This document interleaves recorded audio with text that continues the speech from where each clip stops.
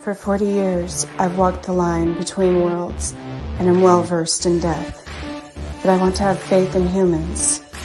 Give me something to believe in. Earth below me, sky above me, fire within me.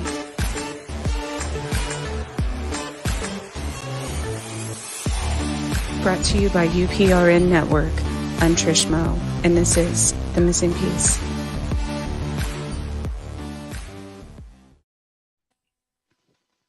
Good evening, New Orleans. I'm your host, Trish, and this is The Missing Piece. It is Monday, October, my favorite month, October 3rd. And October, before I forget, because I have been working on projects for it all weekend, October is National Breast Cancer Awareness Month. So I do have a Boo Bees shirt that I created, and some of the profits for that will go towards the National Breast Cancer Foundation Research, just Foundation Inc. Yes. So that will be coming soon. I will have a link for that as well, for my store under my YouTube channel, and which is just The Missing Piece with Trish Moe. As well as my new website launching this week, which I've been saying for like 2 months now, but I had to decide which was best to combine my businesses and such. So I also want to thank Carnation for sponsoring me, as well as the network. And again, this is 105.3 FM New Orleans and United Public Radio Network. We're also broadcasting live on Parapost Network. And tonight, as I told y'all, this was back, I know we talked briefly about it like a month or two ago in the summer, because I was in the woods a lot. But I am tonight. I do want to. I'm excited. We've been trying to plan this for a few weeks now, or a little while at least. And I have the Kansas Research Organization, right? It's the Kansas Bigfoot Research Society. Yeah. See, I know. This is why I should have my other screen open. Anyways, so I have Dan from the Kansas Research Society. And do you all have a website? I just had your Facebook page, but we only have a Facebook page right now. We do have our paranormal site is rtpkansas.com. Okay. So we do have the website there.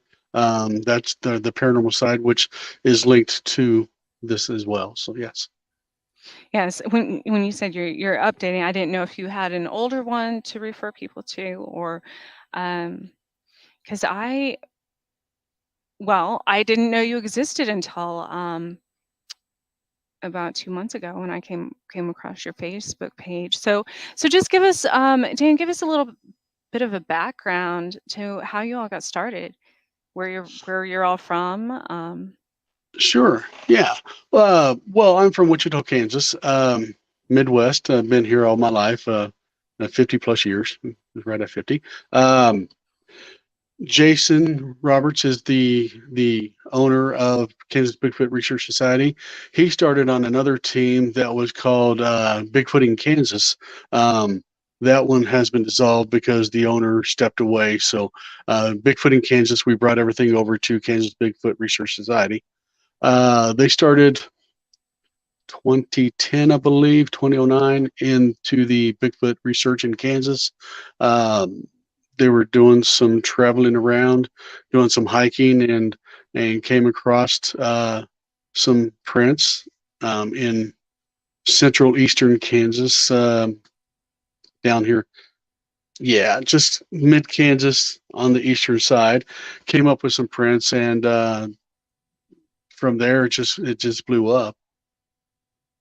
We found, well, actually, I wasn't here, part of the team when they found it, but over 40 miles or so west of Wichita, in the Nenaskal rivers, and there's several basins of the south and the east and forks. They were doing some trail running through there, and chasing prints, and they came across some horsehair that was had some fleshy material against it in the Huh. fence. So they took it as a specimen. We still haven't got that tested yet, though. But um, yeah, we've been interested in the foot for quite a while in Kansas. We've heard a lot of stories, so we just follow up on what we can to see what we can come up with. So it's interesting, you know, I've lived in Kansas off and on probably half my life, but and I've lived in you know, near Canada. I've also I grew up in with a national forest in my backyard in New Mexico. So I've been places where um, Bigfoot is and Sasquatch is very well known, you know, Mhm. very especially New Mexico, growing up there in New Mexico and my native background, it's just it's something nobody even questions it, you know, up in the mountains there.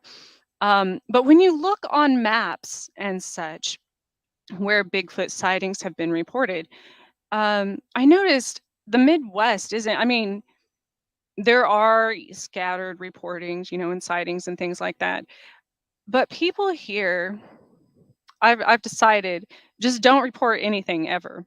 I mean, Right. that's for crimes, it doesn't matter, like, there's it's just it's something that I don't know, you know, this even went back to, like, UFO research that I was doing in cowboy time, you know, like, early 1800s, where it's normal, all these people, their families, they're like, "Oh, yeah, they you know, great grandpa so and so wrote about that in his journal." But we don't report things, on a mass scale, I guess I should say. Do you know what is your take on that? Why do you think that is? Well, talking to several ranchers, talking to hunters that go out into the field, they all discuss seeing strange items out there, seeing foot, casting spots or Mhm. footprints, and they're seeing structures and stuff of that nature. But yeah, reporting it, they don't. I've only seen a few reports, um, mainly along the river corridors, the Smoky Hill River up there between Wilson and Salina. There's some caves along the river. We've chased a few things up there to try to find what we can find. But yeah, as far as reporting things, I don't understand why they don't. When you react to somebody or talk to somebody in the community about what we're out there doing, they all have stories. Right. But as Yeah. far as reporting them to the news, they just don't. The only one locally, well, actually, there's two stories locally that I know that has been reported to the media, and that was over in Hutchinson, Kansas. We had a couple that were reported along the Arkansas River or Arkansas, however the country that repeats that. But right there, they've had two sightings of a mature male, is what they said, walking it up and down the river, and then south of Wichita on the interstate, right there by South Haven, they had a report of a juvenile. Somebody broke down in their car and they seen a light colored haired, almost a light brown to a white juvenile Sasquatch run away from them in a fence line. But that's the only two that I've ever seen reported in Kansas, other than hearsay. And it's interesting because, you know, and it's more common for obviously even for UFOs or paranormal, anything to be reported around you know, Kansas City, Wichita, Topeka area, because those are really the only. But Kansas, most people don't realize, it is a really big state with not that many people. I mean, yeah, we have the three big cities, but and even Salina, but it's not as far as population and the amount of land we have here. There's a lot of land and not that many people on most of the western and even aside from Wichita, the south, southern, eastern, and western um, parts of the state aren't very populated. So I know even in the Topeka, even close to the Topeka area. The first time I started talking about this before I reached out to you all, tons of people um, didn't contact the news to report it, contacted me and started sending me videos and all kinds of stuff. And I was like, of just areas which I could also resonate with because it's the same places that I had seen um, different markings and things like that um, right around my own, like literally in my own backyard, basically. So I found that really interesting too. I don't know if you all have had a lot of, directly to you, not to news and things like that, but directly to you, reports around the Topeka area. Yeah, we've had several people from the Fall River, uh, Pittsburgh area over to the southeast in Kansas. That's Um, south, right? yes, yes, down Okay. in the south corner, down towards US 66, down there in that corner, Galena, Kansas. We've had several people come to us or catch us on Facebook and say, "Hey, we've seen this out here. Would you like to come out and investigate?" We've done a couple private properties out there that we've found some things out there, but yeah, people just don't like to report it to the news. I don't know if they just don't want to be ousted or, you know. Well, and that is one thing. Kansas is kind of behind times as far it's not behind times. It's just, people are there's a lot of really small communities and um they're just a lot of people are pretty private here, they just don't want the publicity. Um they don't want people on their property. Yep, Which I completely understand that. That's something that coming from I was born outside of Roswell, New Mexico, so I completely get that. Families are still questioned by tourists and the government and everything else. So, correct. um, Yeah. yeah. Um, so Bigfoot, though, in your own research, for people who aren't as familiar, um, do you have kind of the background on, I guess, initial Bigfoot discovery or where the first you know, sightings occurred or anything? The first sightings that I know of, some of the older sightings in Kansas were up in the Atchison area up north, the northeastern corner of Kansas along the Missouri River. I know there were several sightings up there, but they haven't had sightings there for years that I've known. I haven't heard of any, but it was a pretty non-populated wooded area there for a long time, and now it's growing out with populations. So, but yeah, I down think here in southern Kansas, we just have a few wooded areas, and most of the Bigfoot sightings we get are along the river ravines, the Nenaskals, the Walnut Rivers, the Arkansas rivers, and of course the Smoky Hill River up there in Midwest Kansas. But now, have you seen a specific pattern to those? Like, do you think they're just going there for a water source, or do you think it's almost a migration type? You know what I mean? Like they follow the river. Um, well, I would venture to say follow the river because most footprints that we were able to catch back in the time, that we did get a few castings from were heading south, and I don't know if they were. I mean, Oklahoma is renowned for their Bigfoot and Broken Bow area and the Tahlequah areas, and I believe maybe it's just the population is starting to grow in the central Kansas area with the farmers removing what vegetation is here, and maybe they're moving south, or they just may be doing that due to weather changes too. I mean, right. Yeah, I but we have didn't two neighboring know states. if because the climate here is so extreme. well, in comparison to a lot of places, extreme both ways, So I didn't Yep. know if maybe it was like a summer thing, or something that they go to cooler weather in the summertime and head to um, the warmer in the winter, or vice versa. Yeah, Um, that I haven't delved deep into. Um, we catch most of our prints in the fall. I mean, really? so yeah. Um, but again, well, number one, we dislike going out there in the deep summer because the heavy brush and ticks and everything. We always have issues with that. But we usually go out in early spring, or we go out in fall, so we don't see much in the summertime. But Interesting. So I now, what is your theory on what exactly Bigfoot is? well, Do you, okay, so I there's so differ. many. Yes, I differ from most of what my team believe. Really? Um, but again, it's just a intuitive feeling, I guess you would Uh-huh. say. But most Bigfoot to me are found in the regions where the Native American population is heavier, and Right. national forest, the protected national forest.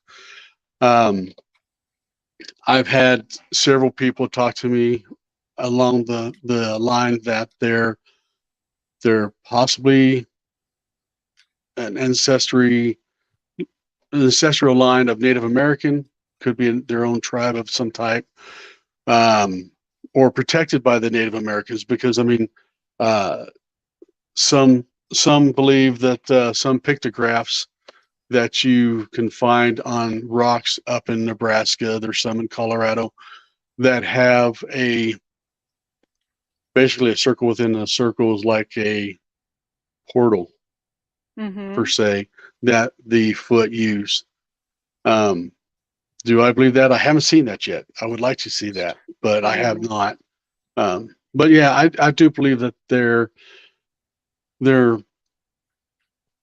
an old tribe of I don't know, Sasquatch or Foot. I mean they're their own in their own realm, but I don't believe they're interdimensional. We've had some people say that they're aliens in big wolf suits, but I don't know if that's a true fact. But Well, that's what I was going to say, with and that's when the last time I talked about Bigfoot on here, I was trying to I swear I just, of course, maybe I'm not supposed to mention that.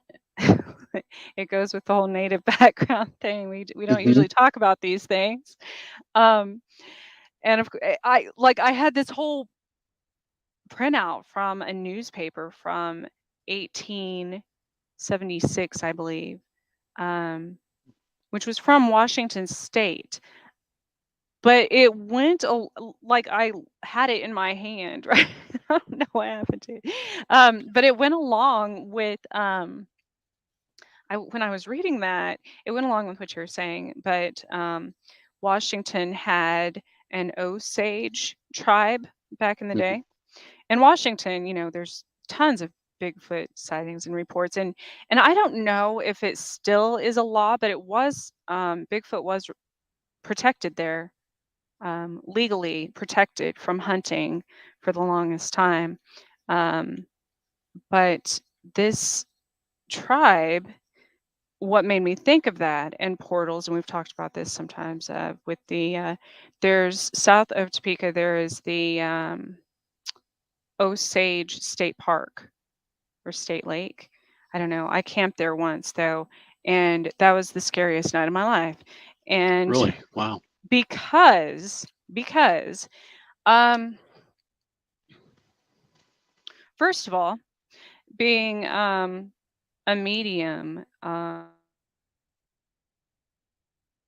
was going camping that day, but of course, psychic medium, I know a lot of things I didn't know I knew until after the fact. And I had posted just a random movie clip on one of my social media of the Hunger Games, and where she's singing "Meet Me at the Hanging Tree." And so the next day, just randomly, I ended up camping with my friends, and we went to this spot, and I kept I kept getting messages from a man that the story, it, when I would stand under this tree, had a lot of energy. And I kept getting messages that this man was hung there. And I'm like, well, that makes sense. And I asked my friend, and they said that yeah, there were supposedly someone took their own life at that exact spot. Okay. But that didn't make sense to me. I'm like, no, this is something else. So um that night there were so which many times in the woods and by water there's a lot of spirits. But this was different. This was different. I kept hearing like getting boneyard and all these things, that and that a lot of spirits that had died there in a violent way, and something with hang. I'm like, okay, well, there's this tree. I get that. And when I was standing by the fire, there was something very large. Yeah, I mean, I could sense it. I could sense its frequency because I communicate with animals a lot of the time too, and but this was different. It had a um, different feeling. It wasn't human, and it wasn't a spirit. Um, I don't know, and it wasn't like an animal feels, as far as their energy. So, um, but we were staring at each other. Yeah, I couldn't see it because it was kind of far away, and I was standing in the fire, and it was in the woods, like watching us. And in the middle of the night, I wake up to something scratching, and I don't mean scratching a tree like I said, I grew up in the mountains. I know what a raccoon sounds like. I know what a deer sounds like. I know what a bear sounds. I know what a bobcat. I know what a mountain lion sounds like when they scratch a tree. This wasn't, and this was like intentional to let it be known that they were there. Um, and it was so loud, and it was during a full moon too. I might mention that.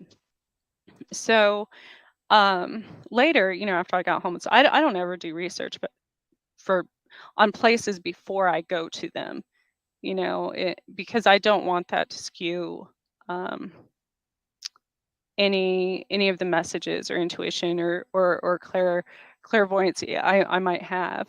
And I did research on that, and there's a place by that where wagon. It used to be one of the wagon trails, through the state, and during the winters it was a specific spot where the settlers would um, get stuck, and it became called the boneyard because a lot of people died there just um, in the harsh winters crossing Kansas. Okay, well, that makes sense.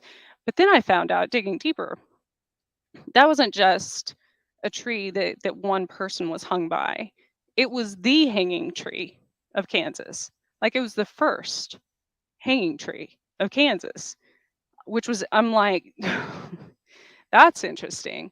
So there's all of that energy there. Well, then if you expand further from that, there were tons of reports of people hearing the same thing: screams in the night, scratching. They thought it was a bear because there had been bears spotted, on the highway, things like that. They thought maybe it was a bobcat, um, that they would scream in the middle of the night. For me, you go with walkers, shapeshifters, things like that. This was different though. Um, so that's one place I do want. It would be cool if y'all could come up and we could go there, because that's one place I did want to check out again someday. Um, Yeah, that sounds very interesting. and then there's a bunch around Topeka. Um, as far as, I guess, this whole area, in northern Kansas is on a specific parallel, especially like Atchison, and Um, so, what's your opinion on um, like the forest, the different forest symbols, not just the markings, like on trees and rocks and stuff, but the structures that people are finding. Right. So, Jason spoke to you with a little bit about a couple of things that happened to them down in Oklahoma. Um, they went down in Oklahoma and they found there were probably 20 structures in this wooded area that they had gone to.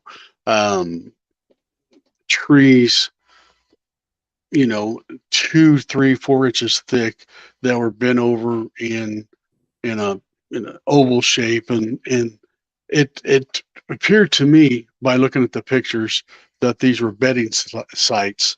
They had leaves inside and pine cones on the bottom, but they were almost igloo shaped, half igloo shaped, and they led down to a cave structure, which wasn't a very large cave.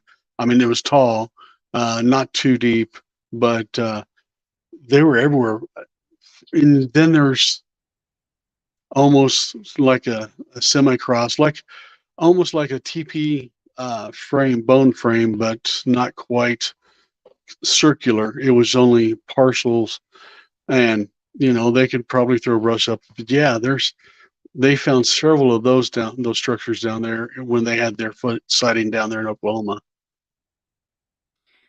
And that's what I was trying to find. I can send you, and I can also post a lot of the pictures I have. I haven't gone back to any of those places this summer again with the ticks and things that were really bad this year, and I already have Lyme disease, so um, but that was something that I found interesting this close to the city. Um,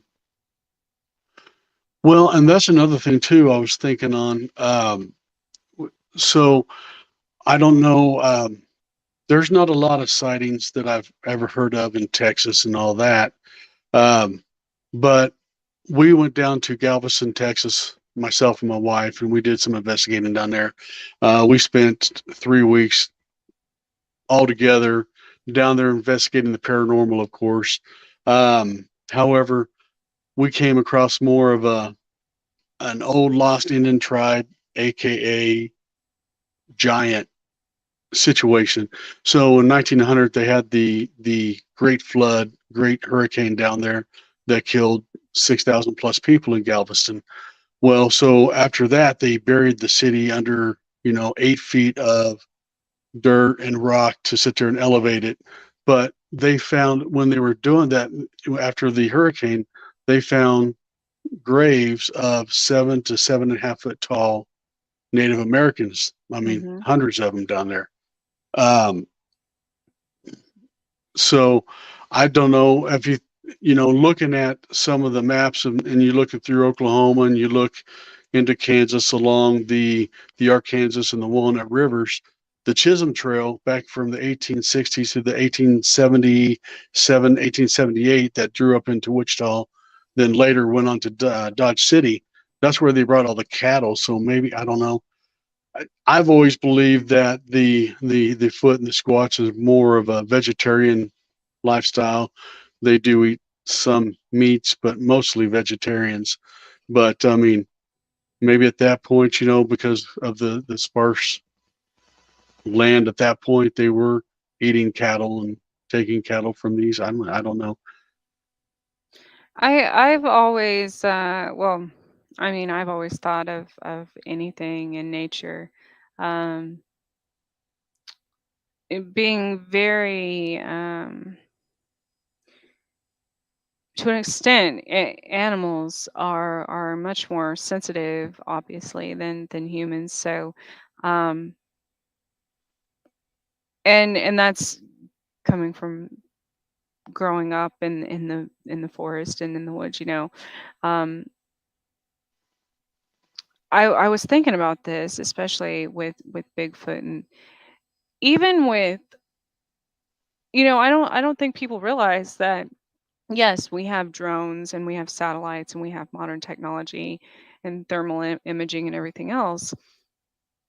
But my backyard was hundreds upon hundreds of miles of forest, of national forest, where people don't go.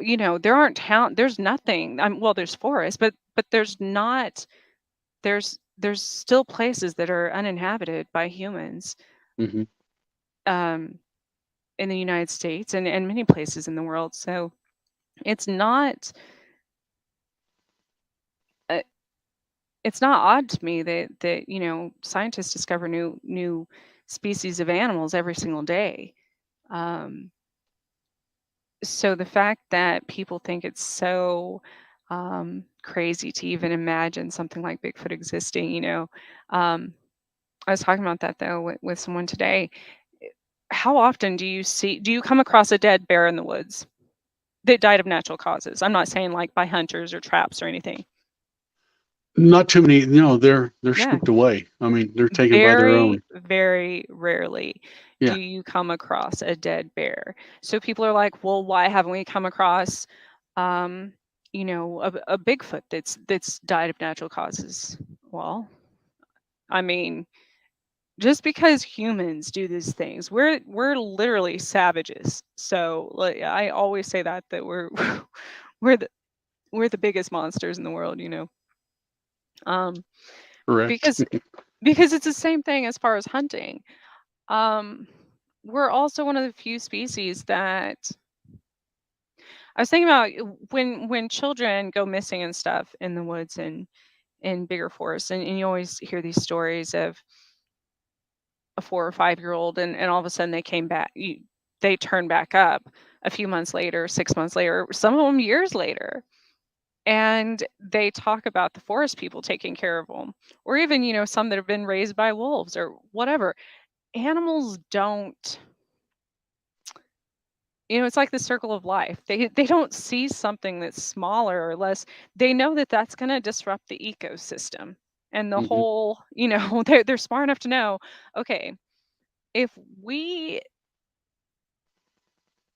invade human territory, that's obviously going to be bad for us, and we can't coexist anymore. But another thing, if they see something like a child that's helpless and smaller than them, even with other animals, you hear about. I was thinking my giant, mountain dog getting along with this wild kitten that I brought in. They're it's instinctual to them. They'll fight it when it grows up, but not as Right. babies. Anything. We're the only ones that do stuff like that. Like we don't. Right. Well, that gorilla where that 5-year-old child fell into the pen, that gorilla Oh, protected the child, and I mean, even protected him from the zookeepers. yeah. So, yeah, why would a Bigfoot not do the same? I mean, they're humanoids, you know. So, And I think with in New Mexico they discovered um some more of not only the giants but older tribes than they realized even existed in North mhm, America. And they didn't even consider those giants. There's I mean even look now, there's basketball players and stuff that are 7 foot tall. So these bodies or bones they discovered were between 7 and 9 foot. Now in other countries, there's Bigfoot reports of what, like 10 to 15 feet tall even. Um, but to this day, near the Mexican border, as far as and southern New Mexico, there's, I forget what it's called, that where you grow hair all over your, I mean literally like thick hair. Um, I don't know the name of that now that they refer to it. Do you know what I'm talking about yeah, though? they had a, well, even the guy, the he was like 5'7", 5'8", Mhm. Barnum Bailey Circus. He was the guy that they called the or the dog boy, Mhm. dog man, and he was from New Mexico, and Yeah. all that hair just grew on his body.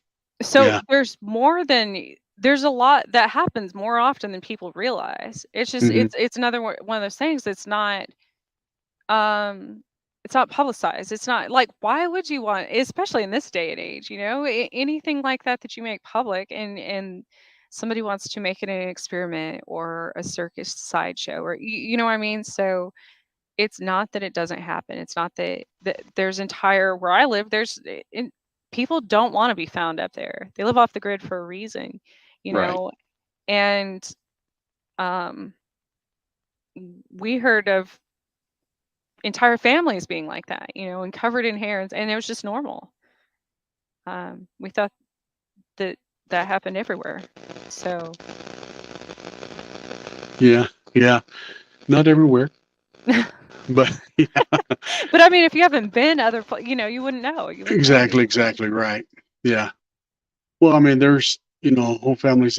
We've been multiple places. With South Dakota, we've been in places in South Dakota that time hasn't touched. Oh I yeah. mean, it's just so beautiful. Just, you know, there's roads. I mean, they do have to get out every once in a while to get something. Somebody does, but yeah, it's just beautiful to see that stuff.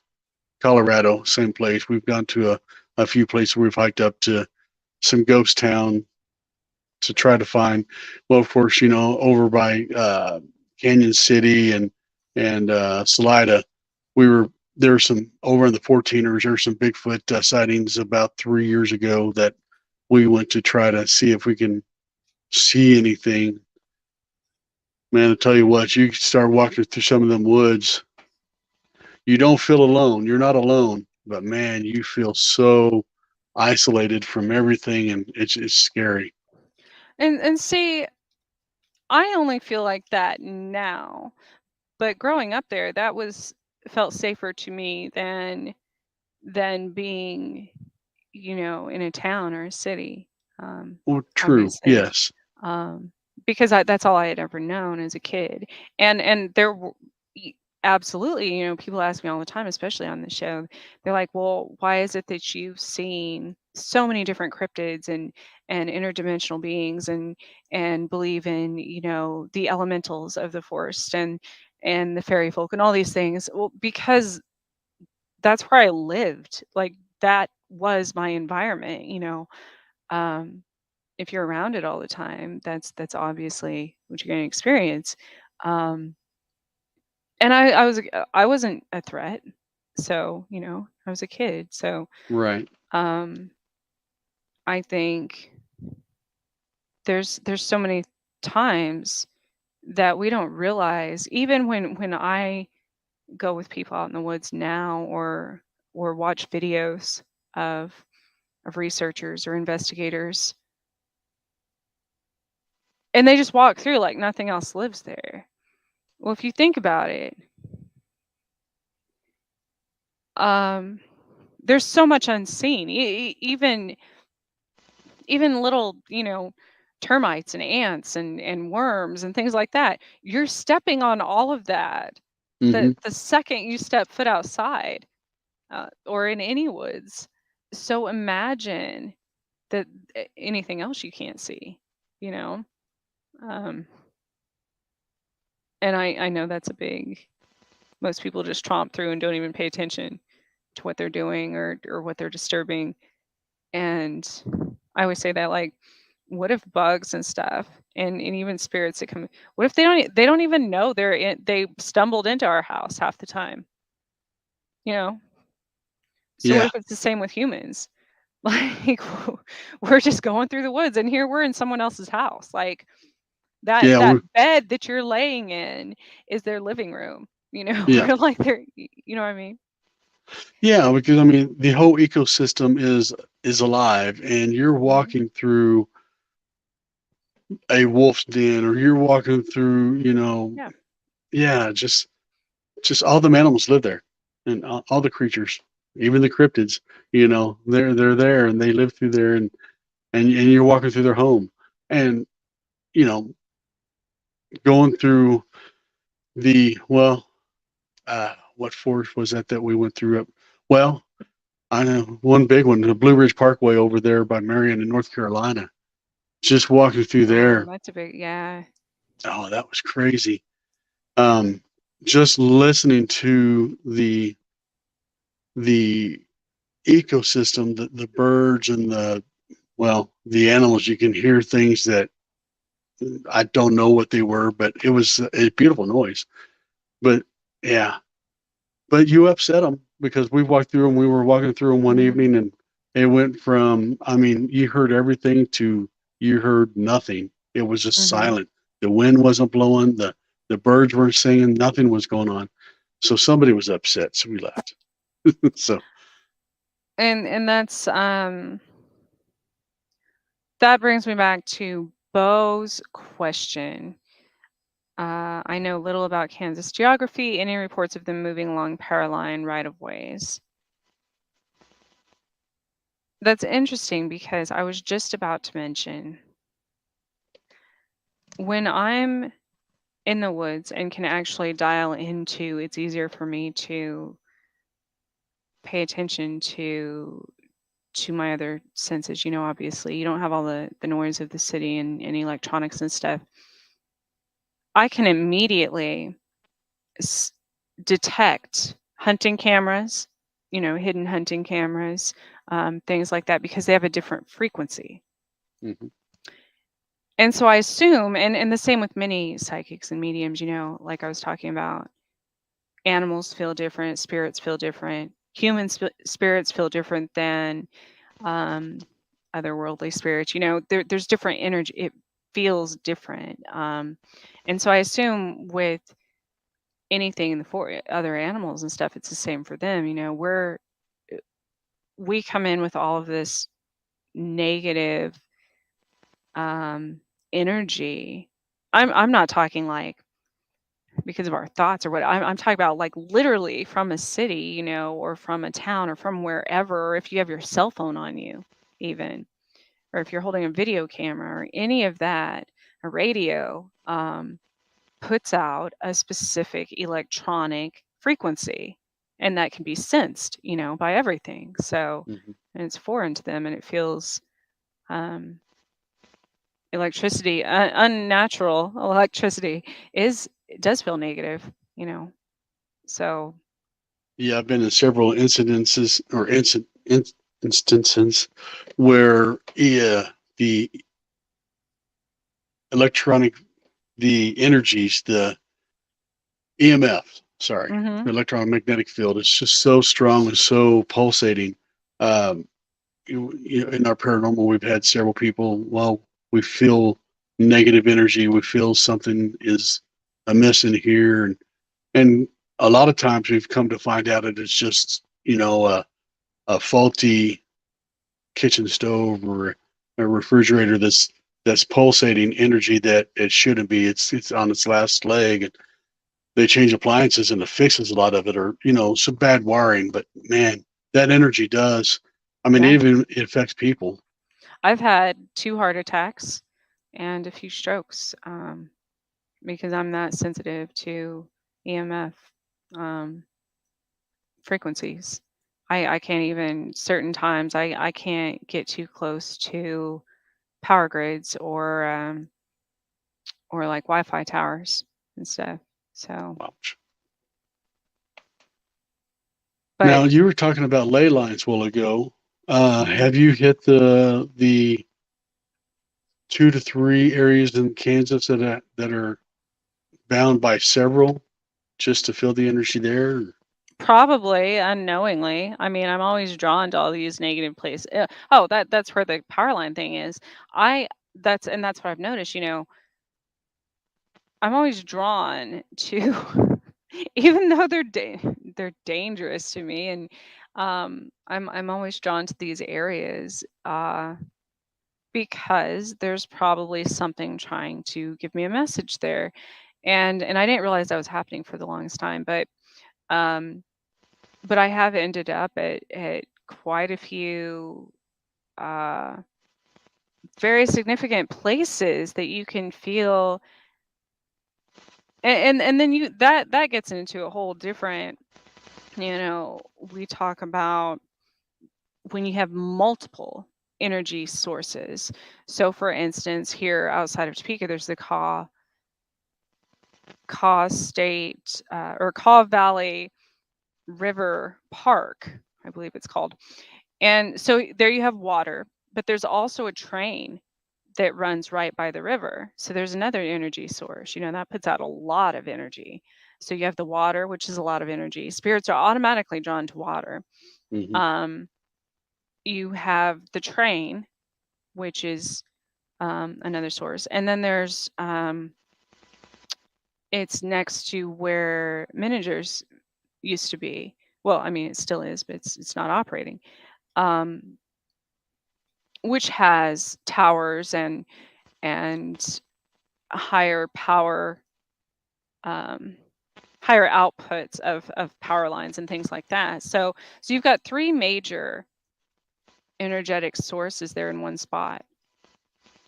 Um, and many people believe that portals and such can be created from that alone, given the right date or Well, time. speaking of Meningers, I believe, yeah, portals are well open there. That place has a lot of energy that was left there from a lot of years as well. So yeah, that's a crazy area. And that's one of the areas that people see quite literally. I have pictures right in front of the governor's mansion of different footprints and things like that, which you would think which is astonishing for one, because the governor's mansion is completely fenced in, and of course guarded and everything, and there's security cameras everywhere. Hmm. So if something was trying to be inconspicuous, there's no way it could be, because that's kind of an open space. Um, but I'm wondering, either A, um, maybe those things, because I know a lot of times EMF exposure has that effect on me. Maybe it's very disorienting and it confuses them. And that's why they would be seen near power lines or out in the open like that, or somewhere that they wouldn't normally be, if they were in their right mind, I guess, or you know I don't Yeah, know, but that's there's like a do you hear that? Every time I say EMF, there's a weird like uh-huh. interference on that. Yeah. Yeah, like that. Let's see. Um, Trace said, well, she's from Nebraska. The Mormon Pioneer Cemetery. I've never heard of that place.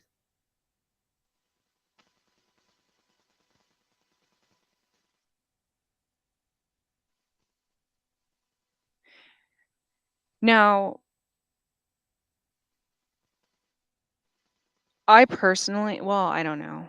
I personally don't believe it's an entity that wears the fur of um, as a form of concealment for different, as like a predatorial thing. I think that's a completely um, different being. What's your thought on that? Well, yeah, if they're predators, I would think there would be more sightings, more Hmm. visual and video sightings. I mean, because they would be going towards, they wouldn't be walking away from and trying to hide. But I mean, because they do, they like their sovereignty. They like to be hidden. They don't like to be seen, which is, I guess, hey, leave us alone. We're you be you, I be me kind of thing. And that's what they do. But yeah, I could never see them being predatory. I could see them So protecting their grounds possibly, but one of most recently, and I only I've watched a lot more this year than I have in forever, but I only watch movies. If it's something I'm drawn to, and or somebody mentions that I should watch it, and it's something very relevant to to real life, and recently the new movie Prey came out, which is another in the series of um, the Predator movies. I guess I never saw those either back in the day, and that's it's based on going way back before any of the modern or I guess the most recent ones prior to this one, that are set in modern day. This goes back to the time of native and indigenous tribes, and you'll just watch the trailer for it, if nothing else, Okay. because that movie, and now since after seeing that, I'm like, okay, either that is exactly what Bigfoot is, or it's exactly opposite. Because again, I don't think it's I don't know, in all the times I've encountered Bigfoot type things in the woods and mountains and stuff, I'm like you, I haven't felt that aggression, or that predatory, like certain animal behaviors would be, um, like big cats or mountain lions, things like that, bears. Um, but that movie, and I couldn't even watch all of it because it resonates. It was like a trigger thing for me as far as extraterrestrials and stuff go that are the more predatorial type. Um, but it was very interesting how it just watched them, and they had no idea. They had no idea that was there. And that's exactly everything in that movie is almost exactly like things I've experienced. And that's terrifying. That's scary. Um, so that's a good one to I'll check it watch. out. Yeah, I haven't seen it. Um, and the whole theory behind something that's almost translucent, which a lot of people describe a lot of things in the woods as being, even on Hmm. video. Even I can't think of his last name, Mark, oh gosh, from Colorado. He's one of the major Bigfoot investigators there. He has a channel called Colorado Bigfoot, maybe. I don't know. I just came across him recently when I was um, planning a trip to the wolf sanctuary there. Hmm. Um, but he said the same thing. He said, after all these years, what I've discovered in the woods, there's things that look almost translucent, like they're made of water or something. That's not the case. Right. I mean, we're all made of water, so that's it's not like, and there's so many theories on that too when it comes to spirits, and absorbing, um, because it helps them manifest. Water does, obviously. That's why water attracts so many spirits. But um, something like it's almost the same to me as like an invisibility, like a hologram, like a holographic, like a lot of the reported UFOs use, but it's on a being, which is interesting. Um, Animals can see it. Um, a lot of people that have been around these things long enough can sense them and see them in that sense. But I think that's what natives consider the forest people are like the elementals, which Well, I've seen. yeah, with you talking with so like the team when they were down in Oklahoma again, they seen, so when they seen and found all the structures and stuff. Okay, so one evening they were camped. Okay, it's a little bit of a story, but they were camped in an RV out there. They were doing an investigation on a home that they believed that it was possessed by a demon.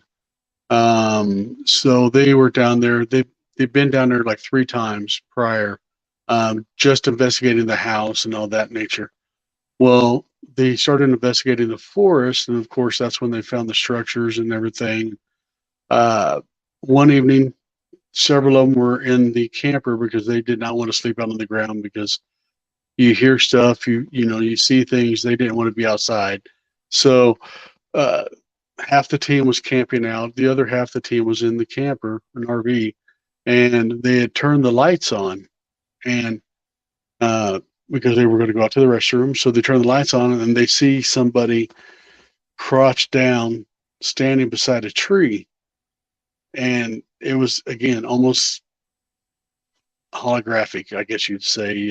Mhm. And they're like, well, there's somebody over there by the tree, and crouched down. You could see the shape of they said that you could see the shape of it. You could see his knees bulging out, his backside, and bending up, and he had an arm around the tree trunk.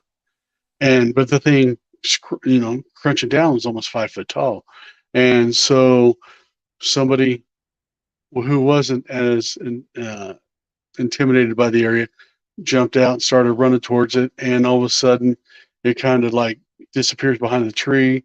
They see on the other side of the house what they thought was another being, another squatch. They seen the silhouette of him. He was trying to. They this is what they thought he was trying to distract them so this guy can get back away because he got caught, he got seen. So hey, let's make some noise over here to get this guy gone. And they got so distracted and just here. But 4 people that day seen what they thought was a squatch in this area. But yeah, it was, and they had fairy lights, and they found, and we got some video of it.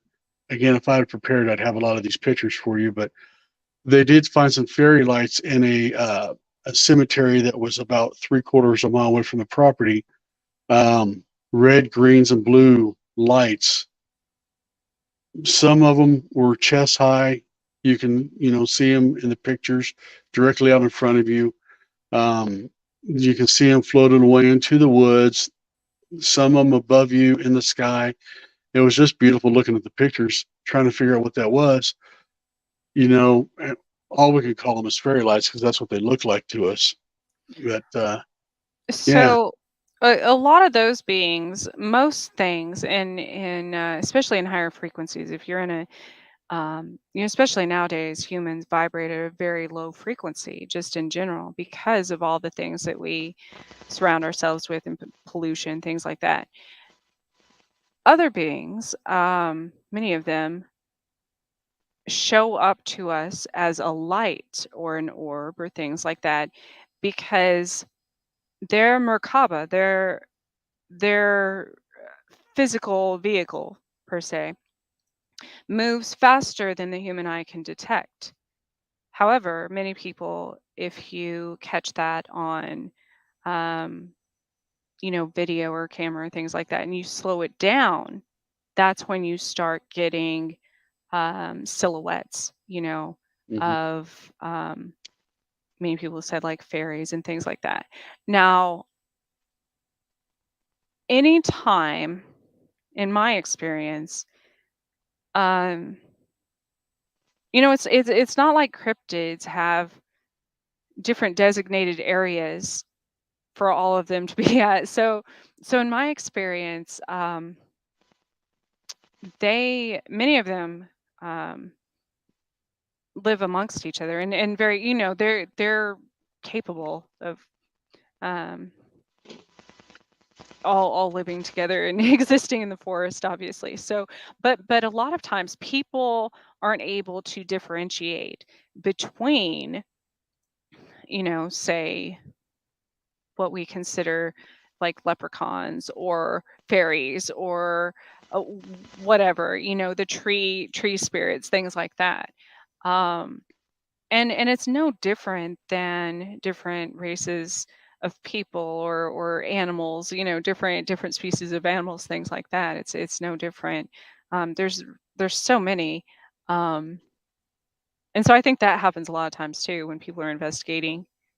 They'll actually encounter multiple different beings and not even realize it, you know, Hmm. because they're not familiar with that. That's not even that's not their reality. So, um, I can see There, that. so you might try it's easy with iPhones now too. I don't know about Samsung. I haven't had an Android in a while. I'm actually going to go back to a flip phone here shortly. Just because I can't, I have a camera, so I don't need a smartphone. And I know how to Correct. survive in the wilderness. But on an iPhone, you take the live video, or not the live video, a live picture, a still picture, but it always does it, if you have that setting turned on, live. So you Hmm. actually have a short clip of whatever you've captured. A lot of people fail to, when they're doing investigations and stuff, a- as a medium, that's how I get messages a lot of the time. If I go back and I'm drawn to a specific picture, at face value, it might not seem like anything's there. I play it live and I'm like, oh, wow, I missed that. It might be a word, or it might be something that moved in that frame when you play it live. And I've caught so many things with that setting now, because you can loop it, and you can, there's loop, there's I can't think of the other settings right now, but there's like three different settings. Um, and it also has, iPhone also has the slow motion capabilities now, and time lapse. And so most recently, during we this last portal day, there were over 90 reports of UFOs, between Topeka and Kansas City. Yeah, it was last week. No, weekend before last. Which I mean, I always expect that. It's portal days. Um, but what you can do, your phone picks up what your eyes can't see. So a lot of times it'll put the little, like a camera trying to zoom in, um, even if you just point it at the sky or something. I could see like a what looked like a blemish, like there's something off about a cloud one day, and I'm like, well, obviously I can see that, but how can I prove this in a picture? And there's actually an app for blind people, where your phone will detect objects and people and animals, and it will put that on the screen, and it will speak that, you know audibly as well. And I pointed it at the cloud, and it said ship, and I'm like, well, and it outlines it, and that's a new tool that's free to you can download the app, um and use, um in situations like that in the forest or in your house, or for spirits or whatever. They even have thermal imaging, like night vision apps. Instead of going, you don't need expensive equipment. If you intuitively feel something's different, that's how I used to save myself from certain negative entities, was from my iPhone years ago, Really? all the Wow. time. Yeah. And people might not, well, they might start believing it here shortly with all the changes in the world, but um I have tons of evidence that way. Yeah. Well, I got a brand new Samsung. I have to try it out. I know it's got a few features on it, but I've heard that Samsung can literally take a picture of like the surface of the moon wow. with their new cameras. Yeah, this thing's supposed to have 100 times zoom, but I haven't tried it yet. So, Yeah. hmm. So that's a way to capture things, especially in the forest, that you can't get close to. There's so many new drones. I don't Do you all use drones? We have two drones. We're scared of them. I've got one that I've played with a little bit. I've not been able to uh, master it at all. So I'm trying though.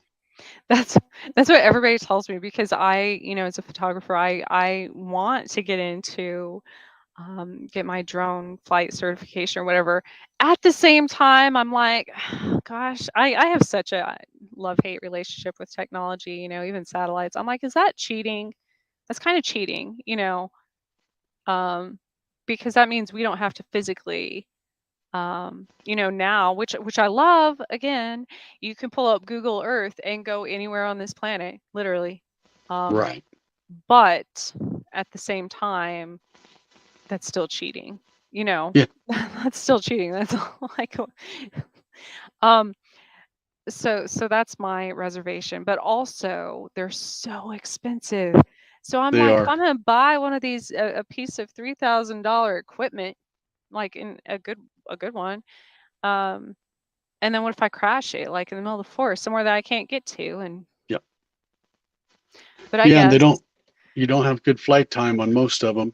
If you buy an, extended battery, you might get, 20 minutes out of it. yeah. Well, I'm just getting up and 300 yards into the forest and it goes dead. What do I do? You know, um, and I guess that's any human, trial and error. Think about airplanes. The first one, Right. like that statement that was literally one of the first, Amelia Earhart. Like, Yep. well, I'm probably gonna run out of fuel, at some point. I don't know the area, and it's a very expensive vehicle. Exactly. Yeah. Yeah, okay. I don't know. Have you explored? I want to go there. I can't ever think. I know it's the White Mountains, on the Oklahoma, Kansas, like Arkansas border. Um, Uh, the Ozarks. is that still part of the Ozarks, like the southern, where Jesse James, buried treasure is, or whatever? Yeah. Ozarks. Yes. Yes. That's still Yeah. Ozarks. Yeah. The dark Ozark area down in Oklahoma. Ozarks go clear down into Tahlequah and Broken Bow, Little Rock, So Arkansas. So yeah. Broken Bow. I'll have to do, this is a whole story in itself, and which also brings up, I don't know, some people have said Bigfoot, some people have said extraterrestrial, some have said, um like a witch doctor in a cave. But I had a dream. Um it's probably been,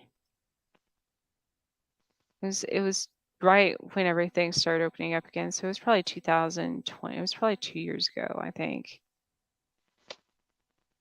Yeah, well, not even two. It was year before last. I know that. Um, I had a dream about these two little girls, um, that visited me, and I'd never seen them before.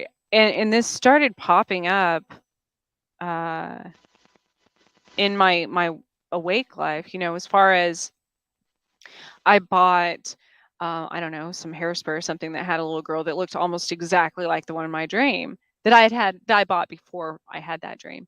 And I'm like, okay, well, that's obviously in my life, something I should pay attention to.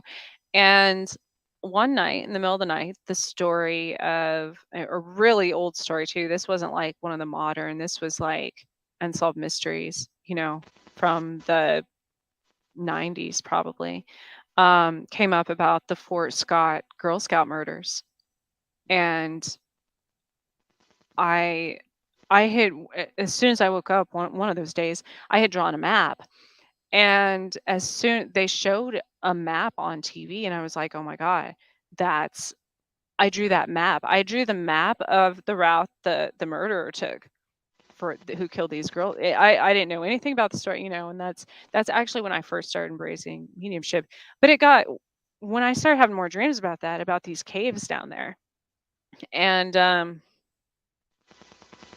yes, there was, a native, um nobody really, they called him witch doctor, shaman, whatever, but that was affiliated with that trial and everything.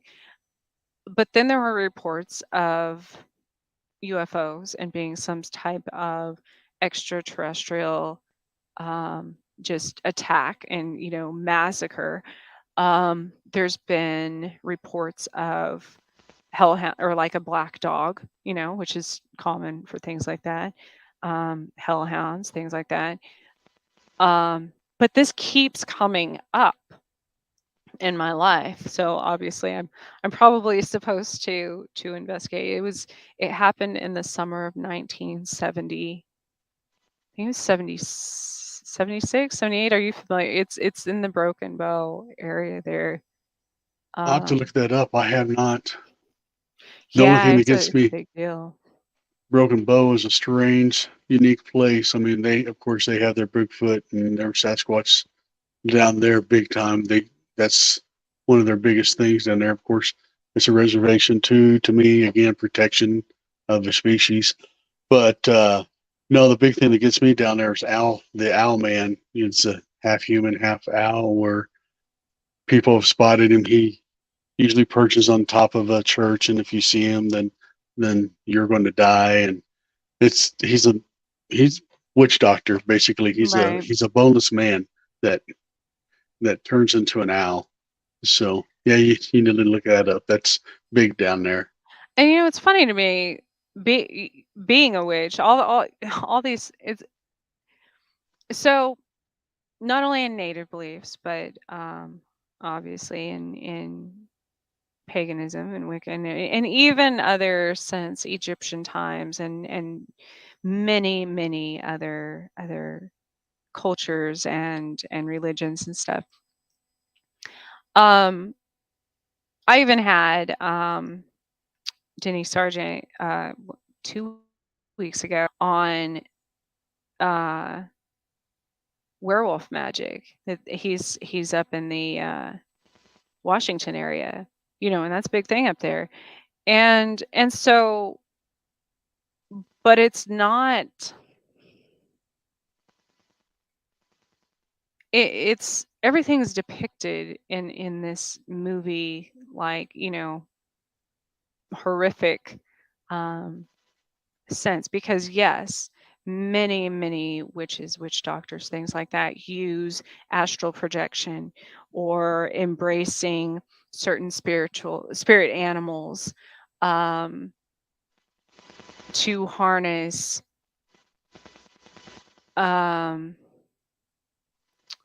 some of those, if they want better vision or hearing or senses, or like that of an animal, things like that. And as with anything, as with any human for that matter, as with any animal, there's the good and the bad, obviously. Um, I was talking about that, like with the new Hocus Pocus coming out. Again, no, witches don't go around eating babies. Like, well, some do. Yes, some absolutely do. There's huge trafficking tribes of certain, witches. Well, I don't know if that part still exists as far as that goes. But back in the, obviously, um, in other times, other eras, it absolutely happened. But then there's the good too. There's um, in my own beliefs, I don't believe in harming anything. Anybody will, you can ask me, like, I will pick up a poisonous snake or spider or anything and move it to a safer place. Like, I Mm-hmm. don't kill things. I don't, I don't. And so, uh, even with Mothman, I had a dream about Mothman. I actually had, and it was during all these sightings. I even, yeah, 2 weeks ago, before all of these shootings and everything else started happening again in Topeka, for that matter, and all the UFO sightings.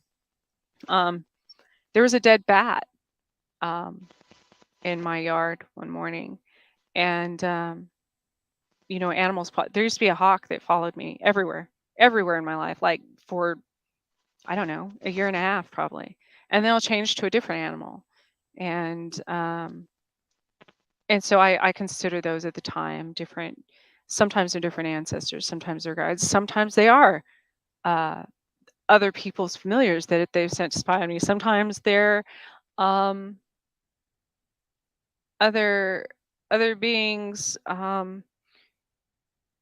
you know, um, concealing themselves as an animal. So you have to be able to discern what's the good from the bad. But it's like the it's like the clan of werewolves. They don't try to harm people. They try to boost their own confidence and strength and heal themselves, you know. Now Mm. some probably try to harm people, but I think, especially with like witches and stuff, I haven't decided. Yes, some do very bad things, but for the most part, like I said before, we're drawn to healing people and helping people. So we just happen to be at all these places where these bad things either are about to happen or already happened. And I'm wondering if that's the same case with like Mothman, Owlman, you know, there is a warning, absolutely, but it's like a black cat. The black cat itself is not always bad, but it's the symbolism that we've given to you know what I mean, like red Yep. flags. Yep. So I think we're just always in the wrong place at the wrong. It's like the Green Mile, you know. He's Right. the one that everybody thinks is big and just a monster and a felon, and he's the one that's trying to save everyone. And you know, I think a lot of times that that happens with the monsters of the world. What if Bigfoot's trying to do that? You know? It could be telling you trying. Well, again, you go to the missing 411. You go to read the stories on that. So I've many. never read that. Well, I've read some of it. I've tried to watch the documentaries. They're not as good as the reading their chronicles or the but yeah. There's again. You were speaking earlier of children gone missing 2, 3, and 4 weeks out in the wilderness, and all of a sudden they're found at a trailhead, well fed, no big Hmm. issues. Said they lived with a family of hairy guys. Yeah, So I mean, and it's the same situation. Then of course there's some people that did come up missing, but yeah. yeah. Now, even in my own experience, yes, while I say there were very good things in the woods growing up, you know, that I felt safe around, that I felt protected by, there were some very bad things that would try to I even recognize that now as an adult, that would try to lure me to the woods. Now that is the predator type Mm, mindset, because you try to get something away from its pack, you know. And so other animals view, when they see a family unit together, people investigating together, whatever, if they have, especially demonic, anything really, um, of course, it's going to try to lure that one away from the pack, you know, and get, because that's just in any creature's mindset, you know. Obviously, picking them off one by one is easier than the entire all of you together. So, yeah. um, That happens in investigations often, yeah. but yeah. And I don't care how, you know, people are like, well, every psychic or medium or whatever I meet is always attacked by these things and is always, well, of course, just because, and we know it, we know what to look for, and we're still influenced all the time. Um, Now, granted, yes, I do have better discernment, obviously, than I did, you know, 10, 15 years ago.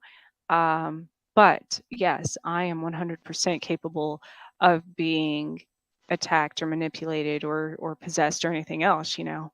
Anyone is. Um, I think I think teaching people, I think we become so disconnected. You know, I talked about that with Denny Sargent, as far as he was talking about people harnessing, you know, embodying the spirit of a wolf or things like that. I think we've become so disconnected from that part of that's in our nature, you know, that makes it hard for us to discern what's dangerous and what's safe in any situation, even with people, you know, Correct. Yeah. especially with people. Yeah. Gosh, serial killers were always like the guy next door who, you know what I mean? Your best Like, friend for 30 years, you know? exactly. Yeah. And Yeah. that's We had one scary. here in Wichita that got away with what he did for 35 years before they Nobody would found out who he expect actually it. was. So Oh, yeah.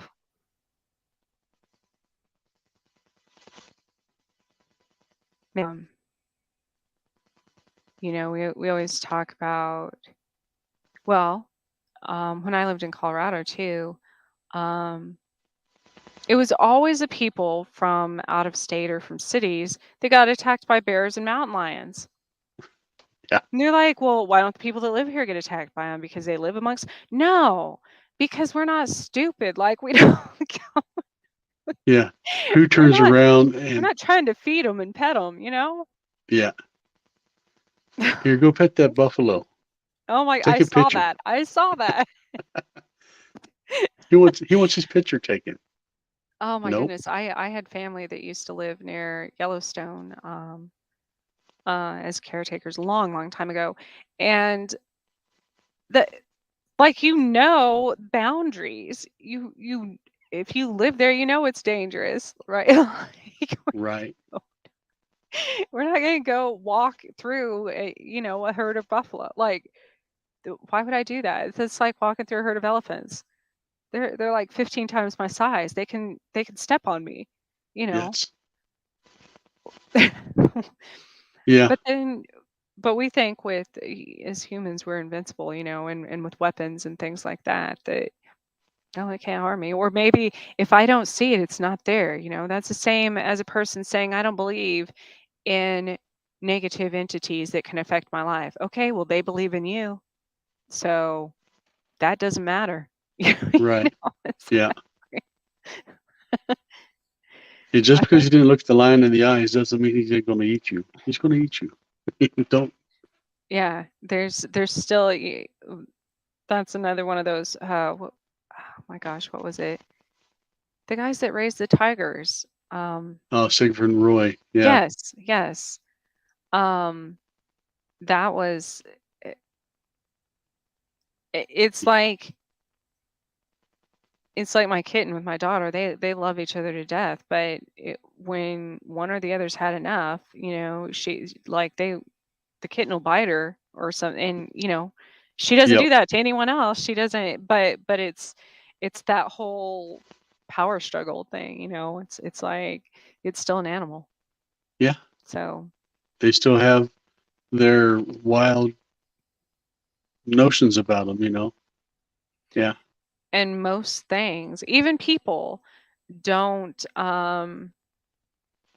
don't become aggressive or aren't triggered unless they feel threatened. The Right. biggest part of our being is feeling safe, safe in our environment, safe amongst other people, animal, whatever it is. So that's the only, I was talking about allowing a brown recluse to live right next to my doorknob, my front door, for the longest time because um one, especially with witches, we consider them protectors of the home. Um but also I'm not worried about fear's an illusion in that sense, and fear puts off a vibration of its own. I used to get bit. I was bitten by a brown recluse. I've been bitten by dogs, cats when I was younger. When I was younger, I was the one that got kicked out of zoos and stuff because it would upset my presence there would upset the tigers and the lions. And it's because I was afraid of them. So I was putting off of that, and animals tend to mirror, reflect our emotions, So once I figured out that they were only aggressive towards me and afraid of me and threatened by me and biting me because I was feeling the same way about them, you know. And I think that's important to remember in the woods. So I'm not worried about this brown recluse biting me because just because one has doesn't mean they're all going to bite me, you Right. know. So, but plus we're just coexisting in the same world. You got to coexist. I don't like brown recluse spiders, so I don't either, but like I said, most bugs, most infestations, whether it be due to spiritual entity, demonic things or extraterrestrials or what have you, they're usually there because they're attracted to, they actually aid in absorbing negative energy. Certain insects, that's their role in our, you know, what do you call it? I was gonna say our bio, not biosphere. Oh my gosh, Our when you echo have environment, or like, yeah, um, and so no matter if you don't do something to change that environment, then they're gonna keep coming back no matter what you do, you know. And recently, I've heard all over people, we forget that. So if you get rid of whatever negative thing is in your home, whether it be spirits or people or bad electrical systems or what have you, usually the insects go away, you know. And so there's that yeah, example, here, yeah. of course. Um, and it's like over the last few weeks, I heard people. What is that? Maybe it's me because I'm getting excited and I just started affecting the electrical systems. I zap out the whole. That's happened too. Um, but but over the last few weeks, people have talked about there being so many snails and slugs Hmm. in the Topeka area. I was like, okay, well, why would that be? It's not a weather difference because it hasn't fluctuated that much. Well, I was, the only again, TV comes on, gives me some message I needed to see. Was talking about during the World War, I believe it was World War I, maybe. The military utilized snails and slugs to detect radiation. Hmm. So makes you wonder, because you can get radiation from the environment too, from the soil, from the sun, from whatever. And so I started thinking about it. I'm like, I had a dream and a channeling back in like April during the spring equinox about I said something about a massive solar flare. And I'm like, maybe, I start thinking I have to prove things scientifically because I'm one of those people too. I'm like, maybe there has been, that's why I've been like, man, it's so nice. I don't want to go outside, but I've been trying to avoid well, I always try as a redhead to avoid the highest sun parts of the day. But I'm like, maybe there's a reason I've been, intuitively not going outside because maybe the sun, I know solar flares have been worse this year, but maybe in this specific time because I've seen so many of these slugs and snails that maybe that's actually a reason, you know. So anytime I feel threatened by spiders or bugs or snakes or anything, there's a reason they're there. There's something else there. Those are the places you should investigate. Good call. Unless you're like me and just, you know, I consider um since mosquitoes love to eat me, the spider's webs catch mosquitoes, so and flies. You're doing me a favor. Well, that is a good way to look at it as well. Yes. Yeah, we have recluses often in our basement. The house does have a spirit in it. The basement is a little different, but I always try to figure out why basements are always haunted. I haven't been able to figure that one out yet. But basements are always the creepiest spot of any that are attics. So, but I think basements are because um spirits often are, well, for two reasons. Either A, they're buried under your house and you're closer to the ground in the basement, you're underground in the basement, or um, because actually, I just thought of something, a totally different theory that I had never thought of on that. Well, I was going to say because a lot of times they use, it's like people to ground yourself. You have to be closer to the earth, right? mhm. So with spirits to manifest, they can use the earth as an element to manifest or um but then I was thinking about what we were talking about, we don't always know what's in our environment. So it's like living in an apartment complex or a high-rise building or something, or, condo. You don't know what's below, above or below you. Hmm. True that. Pompeii, they built an entire city that lived over that for how many, like 30 years before they ever realized that city was sitting on top of another city. Correct. Yeah. So I know, I'm sure Wichita does. Well, of course, Wichita. What am I talking about? I didn't even realize that big pyramid they built underground there. Um, is it like a hospital or something? Like there's a pyramid under Wichita. Like what's that called? It's the We have the biodomes. Don't know if any pyramid, but yeah. So it's just within the last, I don't know. Kansas has the most extensive underground storage and tunnel system out of any state in the United States, because the military used to store, it was temperature controlled. They used to hmm store documents and stuff. That's another reason, actually, spirits might like the basement, because it stays cool and it's dark there. Temperature control.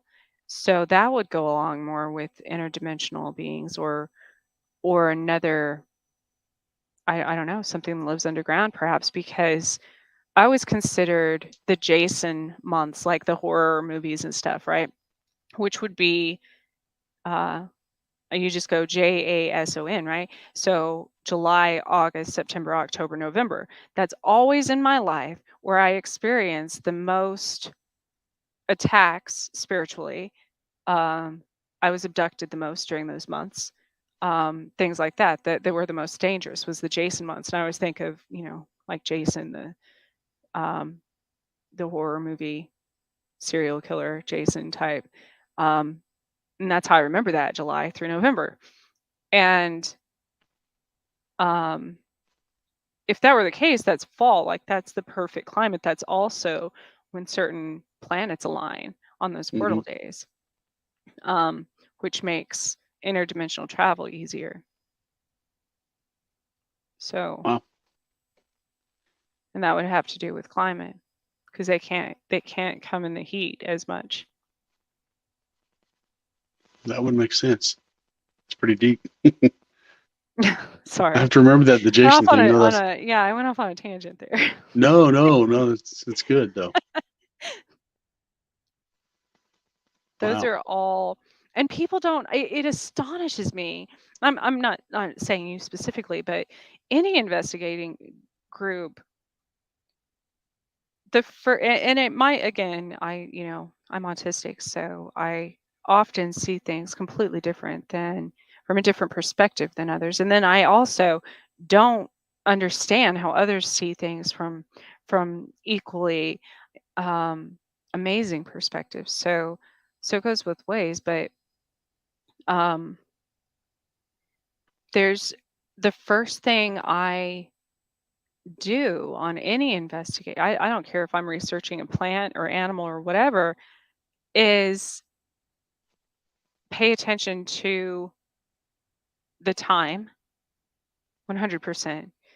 Because yes, timing is fluid, but numbers are very symbolic, hmm um, in the way the universe works, and science has proven that, along with it's like the Tesla code and everything else. Numbers have their own frequency. So if you assign a time of day, a logistical um, degree on the Earth, things like that, uh, it's important to pay attention. Map coordinates, things, the day of the year, all of that, the phase the moon was in, because you start to see a pattern. And people say, well, some days I go to this place and I get tons of activity, and some days I go to this place and there's nothing. Well, th- that's because most likely you were drawn there on a portal day. So, of course, you're going to get tons of activity. And then any other day, it's going to seem like just a normal place.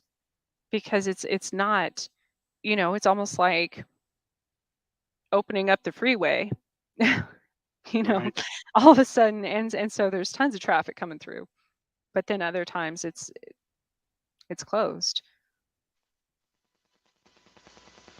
We've when you're experienced that underground. with our public. Yeah. Yeah.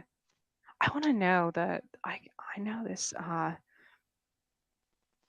it's this pyramid and it was built and then there's like not that much information about it. Um I was always Yeah. drawn to Wichita because it has the same flag as the New Mexico state flag. I love Wichita to an extent. I wish they would.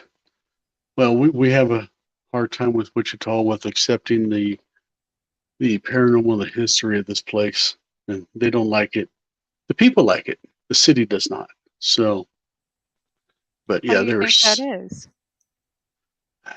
they don't want to sit there and base their city on history and knowledge. I mean, it's we go to Western Kansas. They strive on the history because history is what made them. But Wichita, they want to strive on the aircraft industry. They want to strive on, well, jobs, and they don't want to strive on the historical side of what we have. There's so much history here. There's so much history in Kansas. I had no idea. No idea. And it goes back further than people realize. And we're just now discovering that. What was it, last year, year before last? Archaeologists discovered some of the oldest shark fossils, in Western Kansas, in the entire world. Like that's because if you think about it, when water would have been here, on the flip side of um, before it was the prairie, um, that was a long time ago, obviously. And Right. but there's other things too that are amazing. You know, and there's been a lot of bloodshed too, because we're like the halfway point, but we're where everybody came to fight.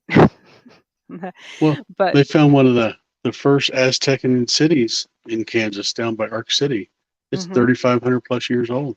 yeah, It's they've so far they think they've found 10,000 residences down there uh, wow, I didn't know. from the Aztec city. I try to pronounce the name, but it'd be wrong. But Etzinetza or something of that nature. Huh. But I didn't know it was that there were that many. But there's a lot, you know, even like the prairie grass in the Flint Hills, outside of in the Manhattan Salina area. Most people don't realize. I watched this at the Discovery Center there in Manhattan. They have the whole history, of the prairie grass. The roots of prairie grass is longer than any other grass. I believe any other plant in the entire world. It goes what, like, I don't know how many feet down. It's crazy. Um, so in spirituality and the metaphysical world, when you consider something's power, um, it's like the redwoods of Colorado. I almost said Colorado. Good Lord, of California. They're older, so of course you have the wisdom, but their roots go deeper than any other tree. So it's the same with like the prairie grass has longer roots, so it's closer to the source. mhm. Um, and that's what makes it resilient, I guess. And I think that's why a lot of things are underground. I'll Plus, tell we you. like to bury our past. Yes, yeah, we do that well. I tell you what, driving through the Flint Hills in the evening time and just looking across that and seeing, well, not for sure what you see, but you see some things. Oh, It, the lights and there's stuff out there that and there's nothing there for miles, but you see lights and you see movement and it's so beautiful. yeah. But yeah, I wrote a poem actually about the prairie land and life on the prairie years ago, um, which was interesting because in the astronauts talked about fireflies, but I talked about the fireflies of the prairie because they're always there. They live there. They're there during the daytime for that matter. They don't go away, but we only notice them when they allow themselves to be seen, which is a good reminder in the paranormal world. It's always there, you know. Um, and it, I know it takes people one a lot. It's a lot to accept that. Um, but it's also a lot to get used to, especially as a medium. Like I blocked that part out of my life for a long time, and now, yeah, it is. It's like people around me all the time, 100%, and things, and always, always. No, I'm never alone. None Right. of us are, but I'm No. consciously never alone, like ever. you know. Well, It's we all live on the same plane. mhm. We're just in a totally different dimension. Just a different level. Different levels, It's, different devils, yes. as they say. I don't remember what that was a quote from. It was something back in the 80s or 90s. Um, Because the but spirit world's, yeah, it's crazy. I think it's a horrible disservice that we don't teach that as the first thing to learn in school, or um, I think eventually we will. But Well, it's kind of crazy. We're actually, uh, Jason, I, and Jake on the team, we're going to be speaking to a school in a couple weeks. They have a paranormal research, well, a paranormal class. Uh, no, like, really, yeah, huh? it was kind of, yeah, it's like their JC class or a band class, but it's a paranormal small group that we're going to speak to here. It's on the 17th, I believe. So yeah, it's going to be interesting. Never done anything like that at a school, so we'll see. That is exciting because it makes us more accepting, Yes. not only of our own experiences, about talking about our experiences, about sharing them with others, um, but accepting of sharing the world with other beings. Yeah. We're not all high and mighty here as humans. It's not, we don't own the earth, just like we don't own the universe. I never got that. Like, who put us in charge of, like, oh, that planet's mine and that one's mine and that one's mine. You know what I mean? Exactly. Like, Yeah. it does- That like, moon belongs to Earth. That's ours. We own that.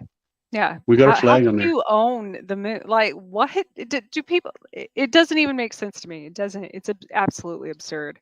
Um, but it's the same concept that we sell energy, electricity, water. We buy water. We buy air, for that matter. We buy filtered air. Right. Yes. Why? Why? Kansas, of all places, we import beef here. Do you Yeah. know how crazy that is? Yeah. That's crazy. Like, why would we be importing beef from anywhere? Why? We export all our wheat out and we buy wheat from foreign countries, but Oh we sell my all ours to gosh. foreign. It's just a money grab. Yeah. But it would use so many, the resources that we could cut down on if we just utilize what we have, you know. Yes. And that's why I think these programs in schools, to give us a better understanding, so the next generation doesn't go around killing everything, and then 100 years down the road be like, oh, shit, we probably should have saved that because it probably could have helped us. So Exactly. um we should be training more deep divers instead of astronauts, like, use what we have. I don't get it. I can't. I Yeah. can't do it. Well, Well, right now, I mean, our bees, our wild bees and our oh, honeybees, and that's that's going to be the end of us if we sit there and leave these to extinction. I just learned this last night by coming across, I do genealogy too, and I came across an old newspaper article, Did you know, because this is coming up, Thanksgiving time, turkeys almost went extinct No, during the Great Depression. Yeah.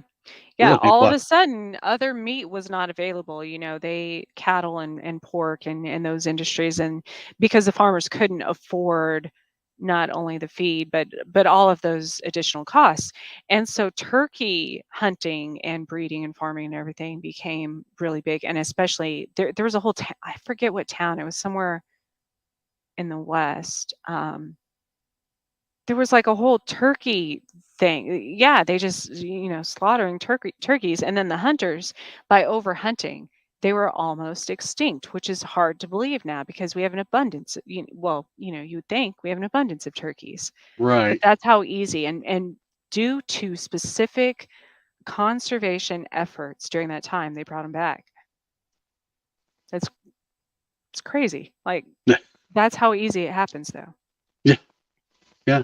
Even humans are on a path now of almost no a point of almost no return, of repopulating, of a rate of repopulating humanity, because over the years it's become not and this is since the 70s. This includes um, countries like China, and that restricted how many kids people could have and stuff. So all this stuff we're doing, perhaps all these other things are like literally trying to show us the way and smack us in the head every single day and be like, look, like, you need to wake up and see what you're doing. And because it affects them too, and maybe that's what these extraterrestrials are doing, obviously. Could But be, yes.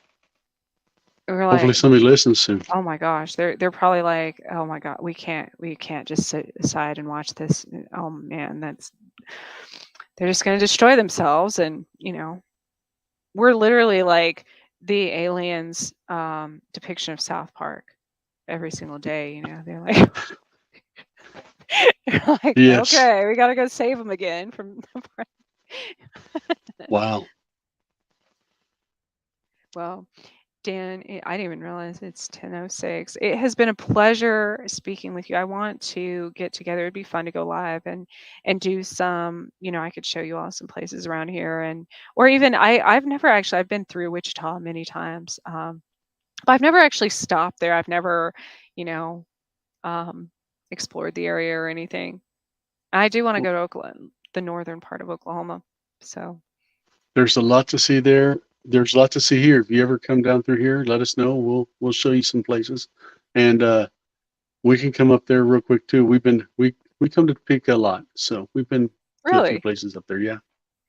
Well, we see, haven't in the last year, but we have. So well, shoot, I mean, see, everything we say is relevant. Yes, shoot, is becoming absolutely ridiculous here. The crime is insane this it last is. year here. So that is one of the things that I try to consider as well when going anywhere here, is the safety. I Right. always tell people to be safe, especially in abandoned buildings or forests or wherever, trails. As I said, I'm more worried about humans I'm in an encounter than I am any animal being, whatever, out there. So I'm there um, with you for sure. yeah, definitely we'll have to set something up. Um, Okay. Again, tell everyone what the name of your website, your Yeah. Facebook site, I Okay. guess. So on Facebook, you can find us RTP or Road Trip Paranormal. Also, you can find us under Kansas Bigfoot Research Society. We're going to be adding a lot to that. We're getting ready to go do some exploring here relatively soon. We're going to get some more pictures. We're gonna start posting our pictures on that website as well of our castings that we do have, of the hair samples that we have that we need to get tested someday. And then again, as far as actual hard websites, is rtpkansas.com. And we will have Bigfoot Research, Kansas Bigfoot Research Society tagged on there as well. So you can find us all there. And you can, I will also um, put that in my, not right this second, people. Don't be like, I went there right now because I can't see my YouTube page, but I will post that on my in my about section in the comment, or not the comments, the about section there. I also started doing something because my daughter, sometimes both my kids actually always, they're highly intuitive. A lot of times they channel just as much, if not more than I do, certain places and things. So my daughter always wants, we always do scavenger hunts in the forest and things like that. So I'm doing a new thing and to incorporate kids. So a lot of these things like witches, aren't as scary as they've been made out to be in movies, and Bigfoot, the same thing.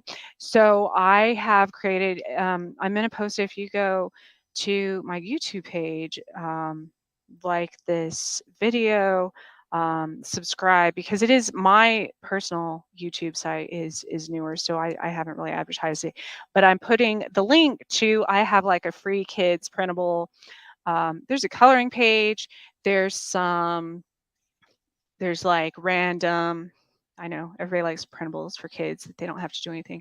There's random scavenger hunts, things to look out for. There's different, oh gosh, I don't know if you can see.